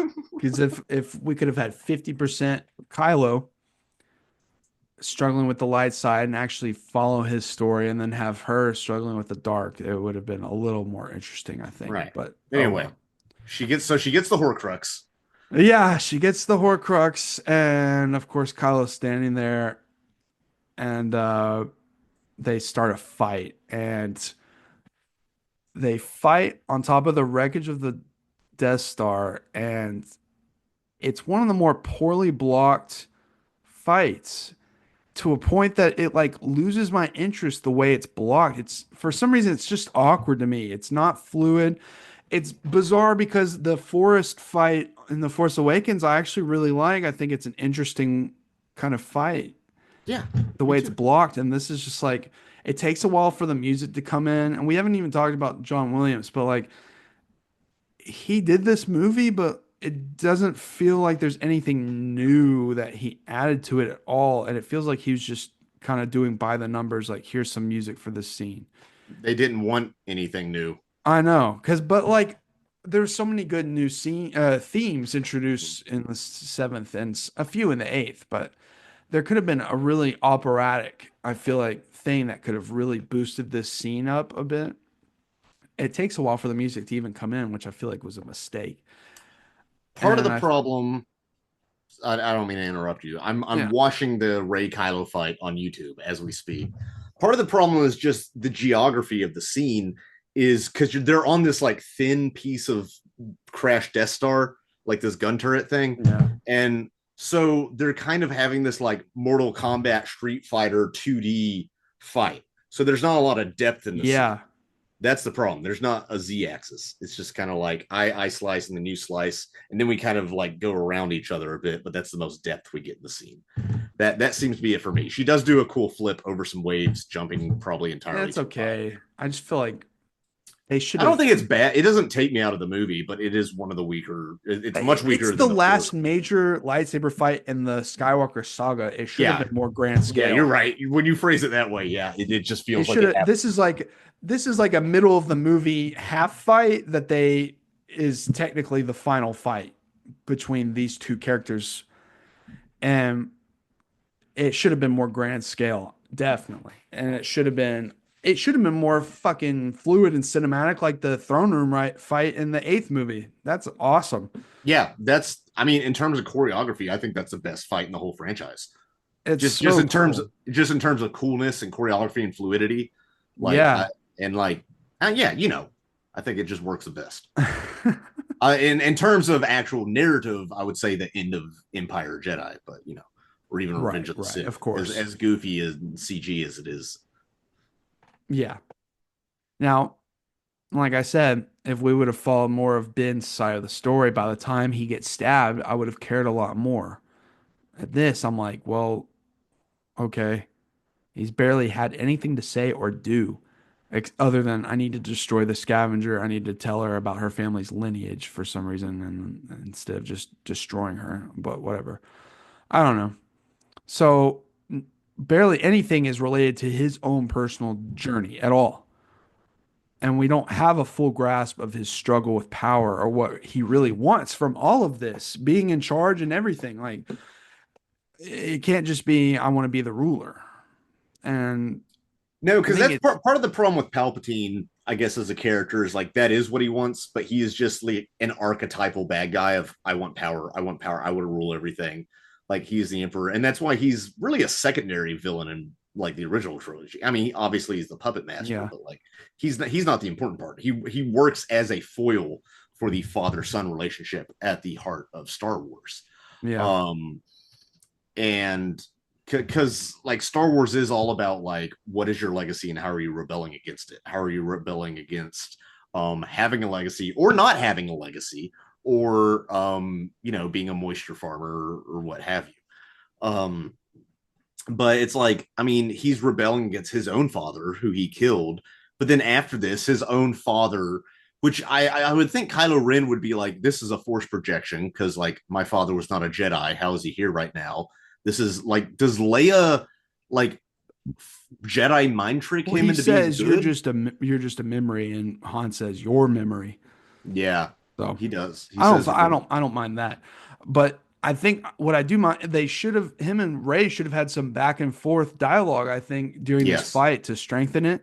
absolutely. And especially it's so egregious because after this sequence, after him and his dad talk, he doesn't talk for the rest of the movie, which is bizarre. And it really hurts it. And it's like this is how you're going to end this character is like the last 40 minutes he doesn't say a single thing. He just shows up for plot beats. It's insane to me. It's disrespectful because like I think yeah, it's good that he came full circle with his dad, but he didn't earn it in this movie at all. There was No, no we there's didn't get no to setup follow for it. his His spiritual journey at turn, all. his turn is almost as contrived as the Jet Sith knife to me. Yeah. It's So it's like really it that bad. hurts that sequence so bad. Also, as like they originally were going to have some sort of sequence with him talking to Force Ghost Anakin, which I think would have been important because the whole first two movies, he's idolizing his grandfather. If he would have had an actual grounded conversation with him, JJ hates the prequels. it would have fucking disillusioned him. Well, fuck him. Anyway, I I love Revenge of the Sith. I'm much harder on the episodes 1 and 2. I think harder than you are. There's parts I yeah, like. harder than me, dude. I love Attack of the Clones. That movie rules. Yeah, no, I'm much more critical of that movie than you are. But that's That's a fine. fun movie. It's yeah. There's also C3PO in the factory. Yeah, I like that. You like that? Oh, Yeah, what do you mean? I love that part. I all love right, that whole movie, dude. I'm one of the biggest defenders of Attack of the Clones. I love all that right, movie. all right. Love has blinded you, but okay. No, I don't think so. I think Attack of the Clones is a better movie than this. Yeah, Easily. I would actually probably agree with that. Easily to me. Yeah, I would agree. Anyway, anyway, it it's so it was so frustrating how unearned this sequence is with his dad that it almost made me want to get up and scream because I like him so much in the first two movies. It's like the sequence of him throwing his lightsaber into the water should be incredible if he's going to turn, and that's the way to do it. But the way it feels so unearned is what bothers me, probably one of the most in this movie. Yeah.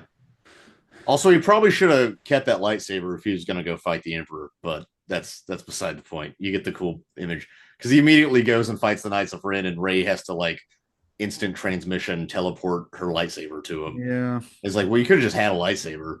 I mean, it can be red. That's fine. Okay, And it's then pretty after, cool. It has cross guards on it. That's cool. Remember that? Remember that when the Force Awakens trailer dropped during the football game? That was cool. yeah. And then after this, we figure out all the ships have planet killing capabilities. So that means we've Yeah, got power creep, power creep. apples. Stupid. We get episodes 7 and 9, both having Death Star blowing away up abilities, and then so does episode 4 and episode 6. So it rhymes like poetry. Yeah, there's more planet killers than not. It's like they can just make this stuff out of nowhere. Yes, and also, by the way, we have that what's it, Dio, the Ronnie James Dio bot, the Conehead bot. Oh yeah, You know, yeah. it's like he exists solely as like a Dio ex machina of like oh, the droid is saying that the dude's on Exegol. Oh, how do we get there? Oh, she's broadcasting, she's leading the way. It's like, okay, so that happened. That's just another like, okay, here's how we get to Exegol. Boom, boom, boom. Okay, let's go. Even if she had like emailed him out, like followed me, like sent him a like I don't know if the rebellion has like a Slack channel or something, but Yeah. if she had like Microsoft Teams them and been like, hey guys, follow me, I'm going to Exegol, meet me up. Let's meet by the Exxon and go. Like, I don't know what's she doing, going by herself. Also, I don't buy it. I think it's crazy that Rey is a character would just immediately rage quit and have like a panic attack and fly to Luke's island and do the same thing Luke was going to do. And I don't buy it because, like we said, she's so like idealistic. I mean, I know she's very upset that she's a Palpatine, but yeah, but it just doesn't make sense for her character that from the past two movies that she would just immediately give up and abandon her friends in the world so quickly, just on that whim. Like, no, and this scene also exists so Luke can like unspool everything he did in the last. yeah, but like she could have had a forced conversation with Luke on any planet. He could have appeared to her anywhere. It doesn't have to be where he died specifically. So it's like, oh, but he can show that Leia had a lightsaber and she was scared of what would happen. And so now she has two lightsabers so she can give one to Kylo who threw his away in the previous scene. It's okay. And then we, of course, get Luke saying a Jedi's weapon deserves more respect, and literally saying he threw away the weapon in the last movie, and which maybe was a bad call. I remember it being shocking when I saw it in theaters. I'm like, whoa, whoa! But I understand why people wouldn't like it.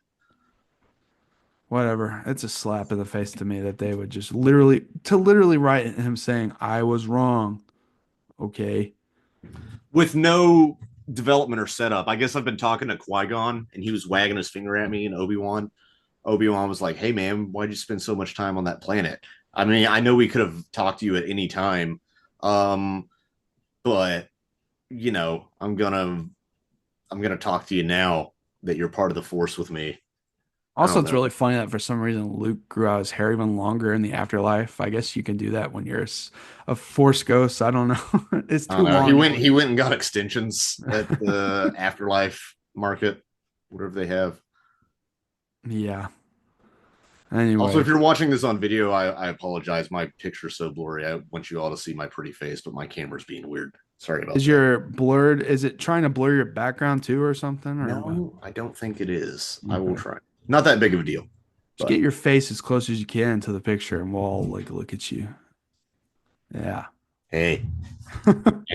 See, yeah, there you go.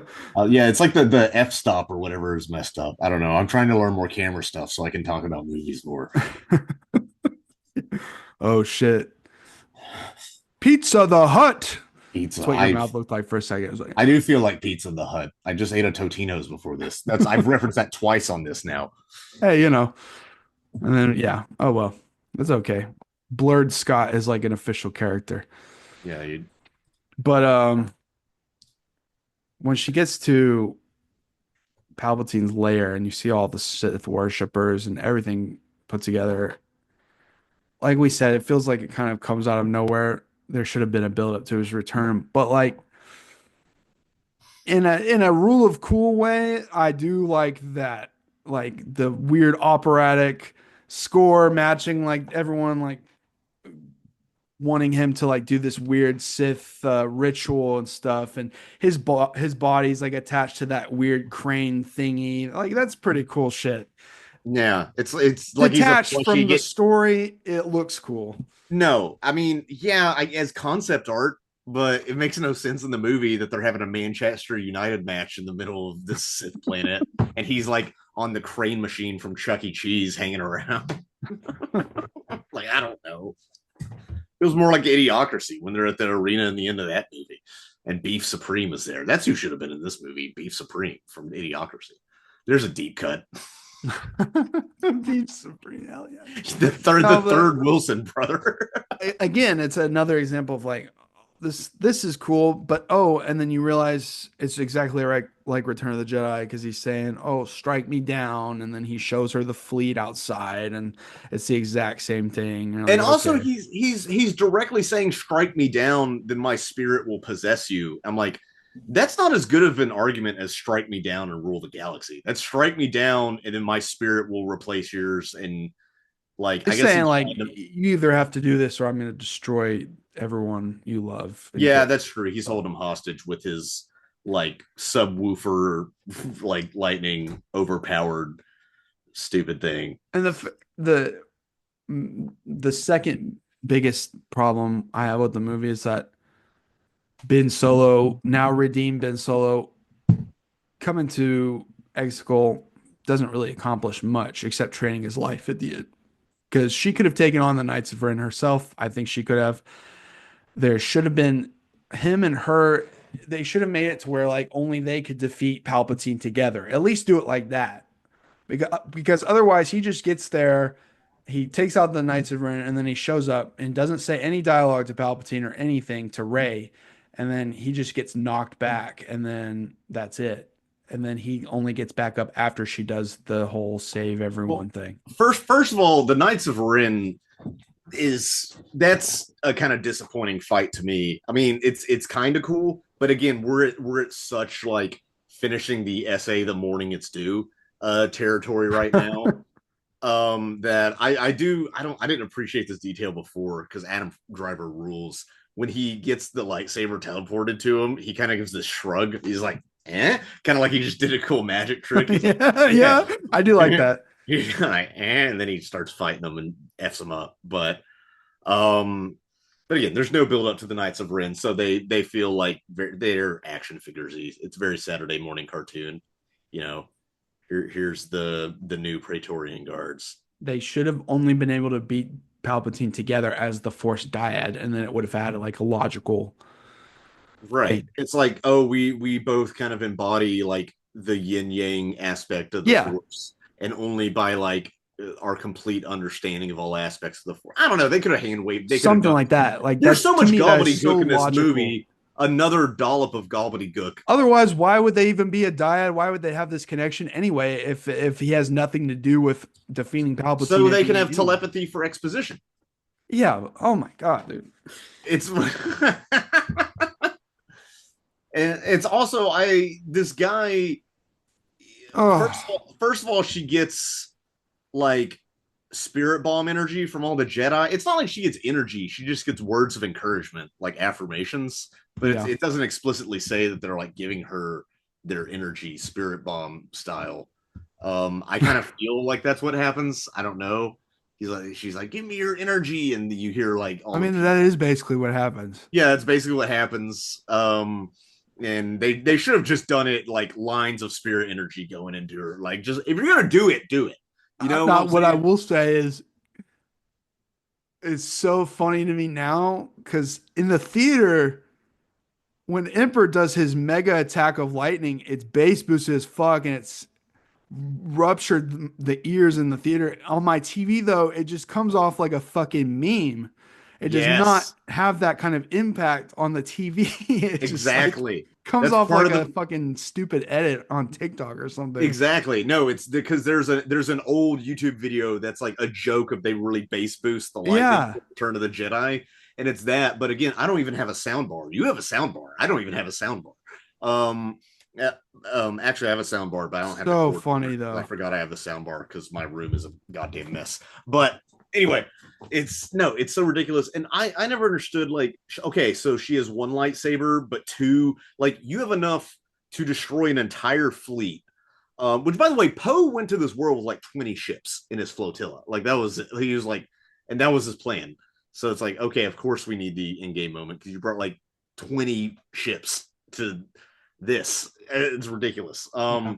But then but after he has the power of that lightning to like fuck up an entire fleet. Um, and but then just two lightsabers like cross guarding can like skull and crossbones can stop it. Well, I think it's the The spirit energy. spirit energy from all the Jedi. I really Yeah, do. it's all the spirit bomb, and then he reflects it back at himself, and that's like getting completely obliterated. So they can be like, he's really dead this time, guys. He didn't just fall down a shaft. It's the Even though last fucking time he fell Thanos down a snap, shaft, dude. yeah, but also when he fell down a shaft, there was a giant explosion of force energy. So, But if he can also keep when surviving past death, so what if does he that does even it once, accomplish? yeah, dude, he could have more clones and stuff. Like, who's to say there's not more? And there's this. I mean, what they need to do is they need to like suck him up in a Poltergeist 3000 vacuum cleaner, like Luigi's mansion, or Luigi Mangione could They should come have and brought in shoot the him. Ghostbusters, Yeah, dude. dude, they should have had another Legacy sequel crossover Yeah. event. Just do all the Bill and Ted 3, which I didn't watch. And all this Oh, stuff. you didn't see Bill and Ted 3? No, I don't. It's not very good. Yeah, exactly. I don't need to. I like the first two. Also, they have all those horses or whatever on that ship. Oh yeah, who gives a shit? Well, were they just like shitting in that ship for the whole ride Yeah, there? they Like this? were. Yeah, there's just like mountains of shit in those frigates. I don't know. They're not designed for that, I'm sure. Oh, we got to give fucking Finn something to do because we completely shafted his character. Okay, here you go. Yeah, there's like, yeah, because it's like we got to destroy the beacon that's guiding them. Now the beacon's on that ship. It's like, why do they need a beacon to be guided out? That's like saying that my Kia needs a beacon at my house to drive to the store. Like, I don't know. I don't it's Okay, it's Chris it, Terrio and J.J. Abrams writing. yeah. You know You what I know learned when recently about JJ? You know, he gets credit for doing the pilot of Lost, and I thought he like helped produce and write the whole series. Apparently, he was pretty hands off for the rest of Lost. He just helped do the pilot, and he really like rode that for a long, like the early part of his career, for a lot of his career. I don't know. yeah. That's at least what I heard, but who knows? JJ, hire me. I don't care. I love you if you give me money. Any Disney money, I'll take it. Even when Ben sacrifices himself to save Ray, he doesn't even say shit. Like you couldn't have him like say some words to her before he passes, like something. He doesn't talk for the last 40 minutes. He could have been like, "I always thought you were hot, and that's why we're kissing for no reason Yeah, right why now." are we kissing? We're forced Is it cousins. just like Battlefield Hornet? Like it's the night before the battle, and you think you're gonna die, so you, Like, does she not remember all the innocent people he slaughtered?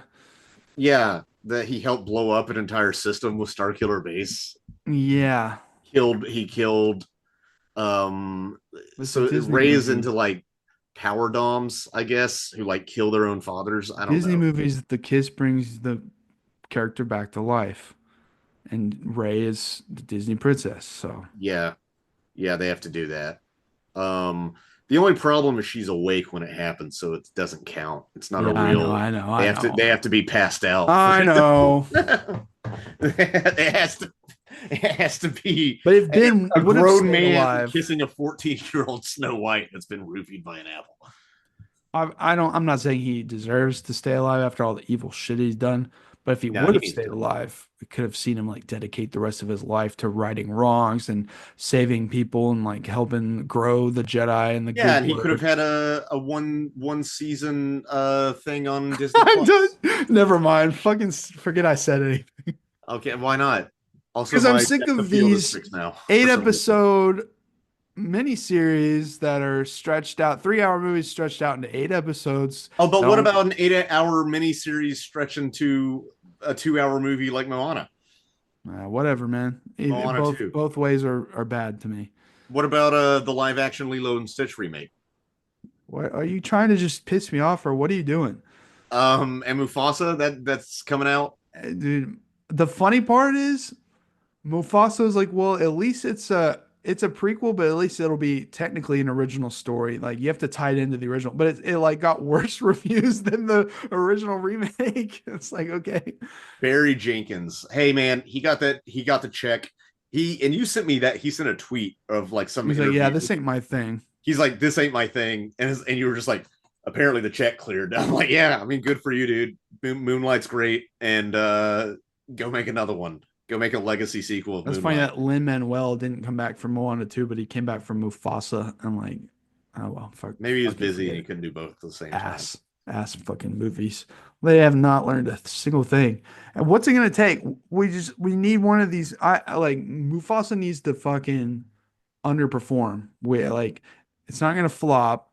but I need it to underperform. We need Sonic 3 to make more money this weekend than Mufasa. Which is, and it's crazy that I'm rooting for like the third in a video game adaptation over like which I didn't even see Sonic 2. Is it worth You don't watching? need to. Don't worry about it. I'm just gonna see Sonic 3 because it has Shadow. Dude, you got No, my because boy Shadow on a motorcycle with a gun. like I'm in. I'm in. I'm gonna see it. Sonic 1 is like a 5 out of 10 movie to me. I did Uh-huh. not get it was very like cookie cutter Yeah. corporate fucking movie to me.